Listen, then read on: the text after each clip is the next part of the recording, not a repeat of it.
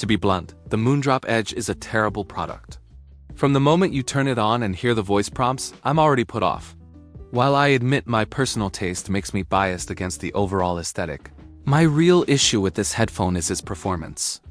Some people, including members of my own team, have praised this as a giant killer in the affordable noise-canceling market, suggesting its only flaw is the weeb branding. I strongly disagree. This is simply a poor-sounding headphone, and I'm going to explain why. I'm not a fan of the cartoon child vibe Moondrop uses, and the specific choices made here really don't appeal to me. The only thing I actually like about it is the color. It's objectively great. The comfort is also decent. They are lightweight and have enough room in the cups, even if my ears touch the inner baffle. However, my unit has a faint, irritating digital noise artifact whenever it's in use. Even for an inexpensive product, we should expect better quality control than that. The primary reason I cannot recommend the Moondrop Edge is the sound quality. Before I dive into that, I should mention that while headphones.com carries this model, I suggest looking elsewhere. They sponsor this channel precisely because they allow me to speak my mind and give honest reviews like this one. If you want a more optimistic perspective, I'll link an article in the description by someone who actually enjoyed them. Regarding the sound, the Moondrop Link app offers several presets, and there is a noticeable difference between having an NC on or off. Most of the sound profiles are basically mean settings that aren't worth using. In my opinion, the best way to listen to these is with the NC on and the bass preset active. This doesn't fix the tuning, but it helps hide some of its flaws. The bass is actually okay. It's punchy, digs deep, and doesn't bleed into the mids. However, the mid-range and treble are disastrous. While the measurements might look reasonable at a glance, the actual experience is what I'd call a shout fiesta.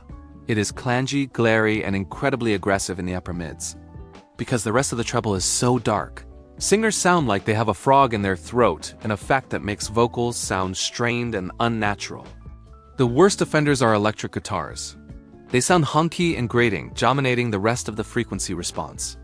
The lower portions of the notes overwhelm the clarity that should be there. Furthermore, the treble is mostly recessed except for one sharp punctuated peak in the high frequencies. This extreme contrast makes the headphones sound low-res and harmonically imbalanced. Nothing sounds coherent or effortless. Instead, the sound feels stifled and clenched. The only saving grace is that they aren't sibilant, not a fatiguing listen in terms of sharp sounds. But that's only because there isn't enough presence in that range to begin with. As for the other modes, the balanced preset with ANC on is even worse because it keeps the harshness but removes the bass, leaving the sound thin and unpleasant. If you turn ANC off, the balance improves slightly, but the volume drops significantly.